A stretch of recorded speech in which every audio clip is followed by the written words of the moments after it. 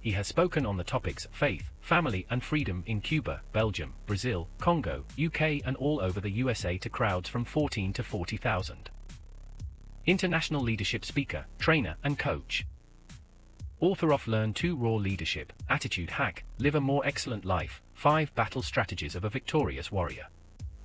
2021 President's Lifetime Achievement Award recipient. Founding partner of the John Maxwell team. Toastmaster International Speech Competition semi-finalist. Founder of Tell It Like It Is TV, ThatGuyRocks.com and ThatGuySpeaks.com. Creator of Story Power TV, Transforming Grace TV, and Leading Leaders Podcast. Producer of 4 TV programs and podcasts for Liftable TV and World Trumpet Television as well as multiple social media channels. Please help me welcome J Loren Norris.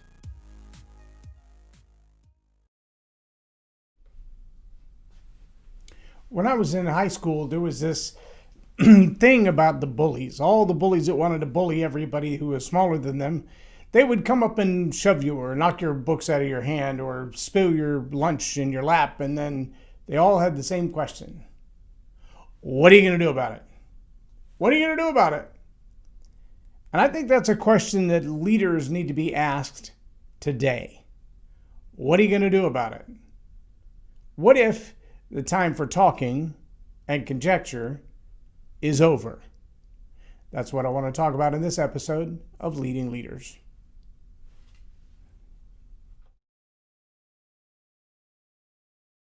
Subscribe now for our extensive video library of leadership lessons promoting faith, family, and freedom.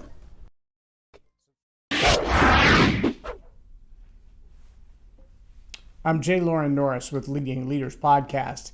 And it really is amazing to me how many, for lack of a better definition, armchair quarterbacks we have, especially in the world of politics. Oh, they want to second guess everything. They want to sit there like it's a Monday morning and tear apart the game plan of whoever's out there doing something. You can't do it like that because of, the latest one I heard was that there's only a certain group of people willing to ignore the fact that what's happening at the southern border of the United States as far as immigration is concerned is out of control and it's no good for anybody. Between the amount of drug trafficking and human trafficking and the fact that we have cities now, very large, very wealthy cities, who are declaring emergencies because they can't handle the influx of people. It's just not made for that. There's a system there, and for the most part that system has worked, but if you want to destroy a system, according to Saul Alinsky and Karl Marx, just overwhelm it with its capacity to do what it's designed to do. So, Greg Abbott decides we'll put some floating barricades in the river. And the DOJ comes back and says, not, hey, we want those people here, not, hey, we have a better solution for stopping them from coming across the border and risking their own lives, or, hey, we have a better idea on how we can help them. No. The DOJ comes back and says, wait, you can't do that. Rivers don't belong to the state, they belong to the country, and you can't put things in our river without our permission. Wait, but what about the problem at hand that needs solution? Now, I don't care where you land on either side of that issue. What I'm pointing out is the fact that there are a whole lot of people who would much rather spend time arguing about, going to court over, legally battling out, speaking in the terms of rhetoric, than they had to actually do anything. We had a guest on the show, Lead the Narrative TV, just recently, and she threw out a phrase that I thought was pretty fascinating. She called it actionism. Not activism, but actionism. Actually doing something about the problem. And like the old bully, when something gets knocked out of your hand, do you pick it up? Do you leave it there? Do you stand and cry? What do you do? The next thing you do is going to really determine the short and long range future of your life. If what you do is get into a war of words with this individual, if what you do is get into a fist fight with this individual, if what you do is pick up your books and turn the other cheek and walk away, if what you do is wait for somebody else to come in and swoop in and rescue you and save you and take care of the problem, whichever one of those courses of action you choose will have an enormous impact on your short-term and long-term future. First off, it's going to tell you who you are. Do you have the character and the moral fortitude to simply say, this is wrong and I'm not going to stand for it? Now, chances are if you get into a fist fight with a bully, there's a lot of those you're going to lose. There are times that the bully loses and the bully is hushed or quelched and doesn't come back as a bully again, or at least stops bullying you. But there's also that idea of waiting for justice. It's not always coming. It might be that the reason they're picking on you is because you've been singled out. You've been identified as one that's, well, pick on worthy. Everybody's decided that you're the one that should be the butt of all jokes, the victim of all hatred and persecution. You should be the one that's humiliated because you're an easy target. You might have to ask yourself, what have I done to make myself an easy target? Am I unfriendly? Is it just because I'm the smallest on campus? I see, these things you think, we like to think, this kind of silliness and behavior is over after middle school. Well, elementary, no. High school, no. Yeah, I've seen it all the way up into my military career. And it's really odd, though, because the bullying doesn't always look like knocking your books out of your hands. That's bad enough. Spilling your lunch in your lap, that's pretty horrendous. Telling other people bad rumors about you, that one's really bad. But see, none of these stop in elementary school or middle school or high school or college or your career or your adult life. And sometimes this kind of silliness carries right on into your professional career or your relationship, i.e. your marriage. Why? Well, because it's the nature of some bullies. It's the only way they can find themselves to be important. They live with the insecurity that says, I'm nothing unless I can find someone who's more nothing than I am.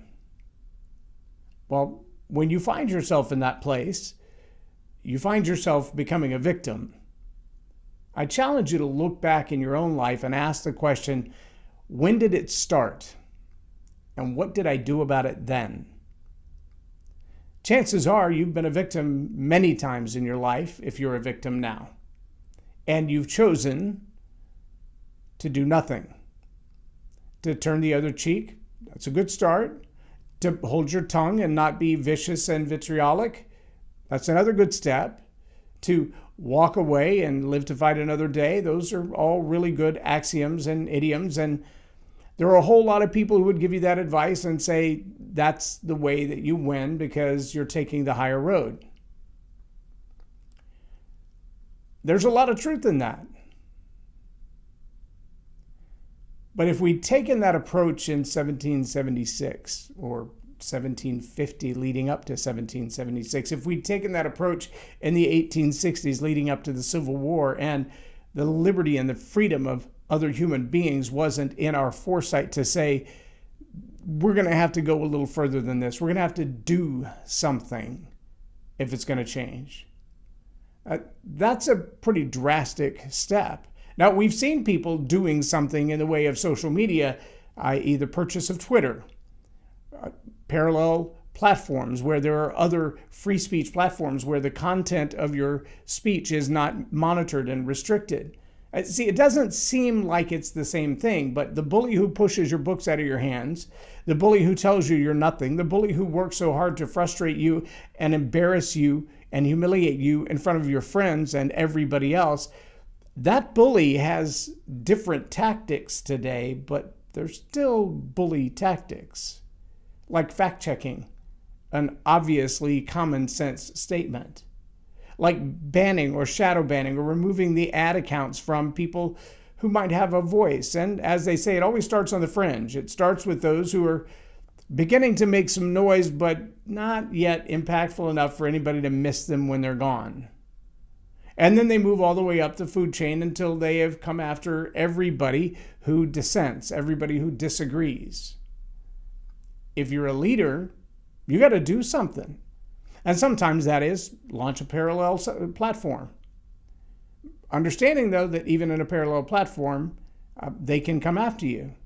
I believe it was Parler was a parallel platform that was created for the purpose of free speech, to be able to say, we want to be able to share with people all over the world and in our local community what's really going on. And some of these news stories are not being spread out the way that they should be. And some of these lies that are being propagated, well, they shouldn't be. And so there was a Parler built for that, a place where we could gather together and have a conversation that wasn't monitored and squelched.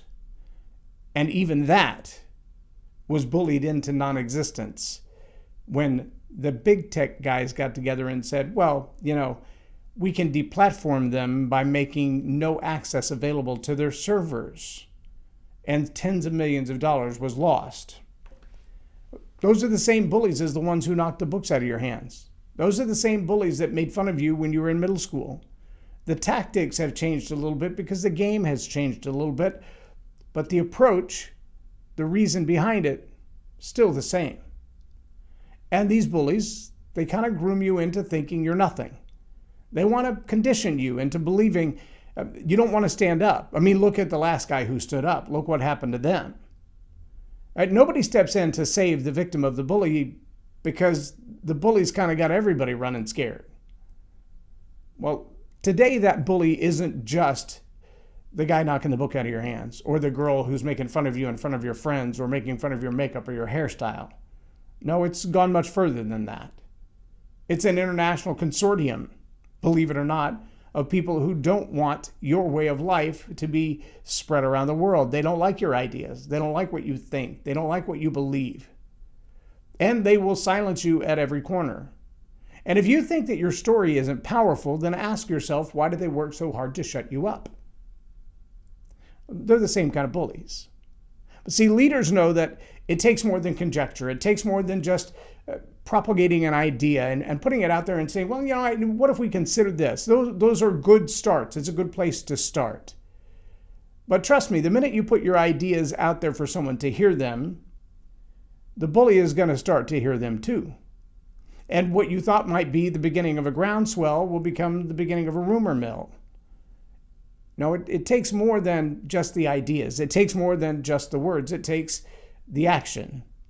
If you've seen the film Sound of Freedom, then you know that there are a whole lot of people who sit around and talk. There are a whole lot of people who stand in front of the camera and they use their bully pulpit as influencers, as celebrities, as politicians to say, this is wrong, this has to stop. But then they don't actually go and rescue the kids. Oh, they talk about it. They shake their fist at the air. They scream and they yell and they throw other people's money at the problem, but they don't actually do anything. I mean, some people would instantly say that the floating barriers in the Rio Grande are a racist move. If I said to you it will stop the 87,000 trafficked children who came across the border in the year of 2023, would you still consider it a racist move, or would you consider it an active move to prevent child sex trafficking? That's a big question. But see, now all of a sudden we find ourselves in that place where action meets conjecture, where there are those who, they don't really want to do anything, but they want to yell about everybody who has. They want to tell you how wrong and how bad it was that they did something.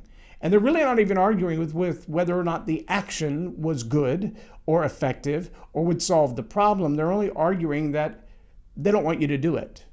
And because they don't want you to do it, they'll find 15 ways to tell the world how bad it is that you did do it. I hope you're beginning to see the pattern here. It's pretty clear.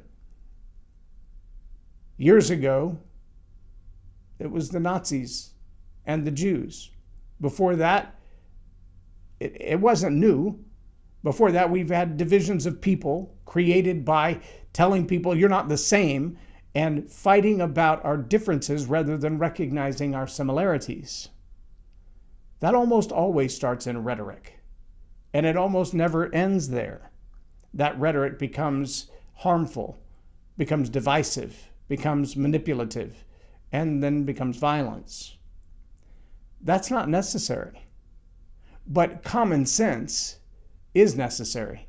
The ability to recognize the humans around you and say, yeah, I want to do something about this vile hatred that's being spread. I want to hug strangers. I want to tell them thank you for being alive and being well and being human. I want to give to them something. Whether you're doing something looks like raising funds for those who are actually in the trenches, getting their hands dirty, rolling up their sleeves and making a difference, or it's supporting them when they come home. You know, one of the things we do for firefighters, especially volunteer firefighters, because they don't have a full professional team behind them, is that we meet them at the fire ground with bottles of water. We take pictures of them so they can recall what went right and what went wrong, so they can learn from that process. We support them emotionally. We come around them to let them know you're not fighting this battle alone. We've got thousands of acres on fire around the world right now. Volunteer firefighters and professional firefighters are gathering from all over the country to go to these places that are on fire and help put out the fire. Why? Because sitting on your living room couch and talking about how bad the fire is doesn't put out the fire. Well, maybe you're not the one to grab a hose and climb off into the woods to fight the fire, but you can just as easily get off your couch and take bottled water to the scene or to the station so they'll have it when they get back, replacing their gloves and their hoods and their helmets and their things of that nature. That's why there's always a fundraiser for the fire department, because they work pretty hard and they tear up their equipment really fast. We always have. When you wear something into a fire, it doesn't have much of a lifespan. But these are the ways that you can take action. You may not have to be on the front line. You're not expected to be. If you're not a soldier, we don't expect you to go pick up a gun and go into war. But we expect you to support them.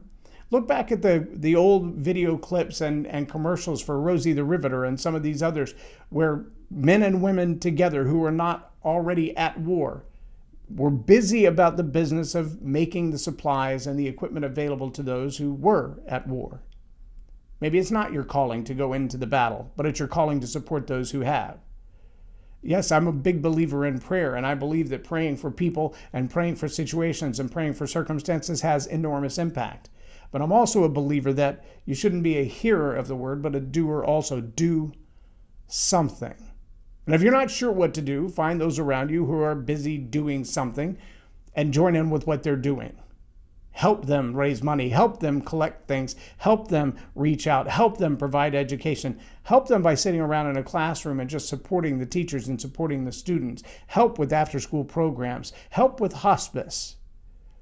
But do something. Sitting around complaining doesn't change anything. It makes you no different than the bully. Everybody's got a loud voice when it doesn't cost them anything. Allow yourself to do something that maybe even cost you a little something a little risky, something a little dangerous, something a little hard, a little outside your comfort zone. I'm not saying put your life in danger. I'm just saying take a risk financially. Give till it hurts. These are things that you can do without changing a whole lot in your life, but changing something. Do something. That's what leadership looks like. Observing, complaining, whining, documenting, no, those are not productive. But if you're going to observe and then ask, how can I help, and jump in and do something, then you can be a stronger leader. And I'll say it like I said it before. You have choices on how you're going to impact the bully. And those choices will determine your short-term and long-term future. If you do nothing, then the bully will return, probably worse. And they won't just be after you this time, they'll be after everybody that you care about. If you stand up, you run the risk of getting injured. But would you rather die on your feet or die on your knees? Would you rather give up, or would you rather stand your ground? That's totally up to you. It's about your character and your makeup and your training, your preparedness. But it's a decision you're going to have to make, and it's going to be a huge impact on your future immediately and in the long term. Will you simply complain about it and wait for somebody else to swoop in and rescue you? Chances are they're not coming. You are the cavalry. What are you going to do about that? Well, what if your willingness to stand up stops a bully in their tracks and saves the demise of so many others who would have been bullied by them? And I don't know if you know this or not, but when it comes to doing something, suicide is at an all-time high. And one of the major causes of suicide is a sense of hopelessness. And that sense of hopelessness often follows being bullied. Maybe it's not knocking books out of your hands, but it's ridiculing your successes. It's hunting you down to make you feel like you're nothing so that they can feel like they're something. But that kind of bullying on all scales, social media and physical, relationship and career, that kind of bullying leads to suicide. If you did have a chance to stand up to the bully, if you did have the means to put them in their place, if you did have the ability to rescue others from being bullied, you could save a life. Would it be worth it then? Would it be worth the risk of your own reputation, your own well-being, your own career? If the answer is no, then maybe leadership isn't for you. If the answer is yes, then lead. Stop talking about it. Do something. I'm J Loren Norris with Leading Leaders Podcast for Tell It Like It Is TV. Have a blessed day.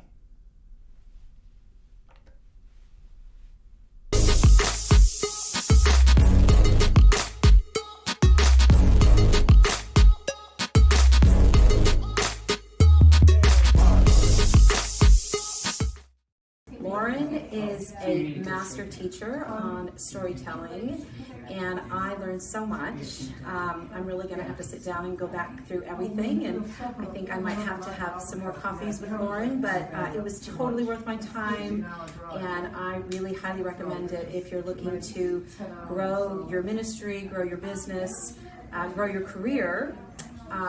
Loren will serve you well.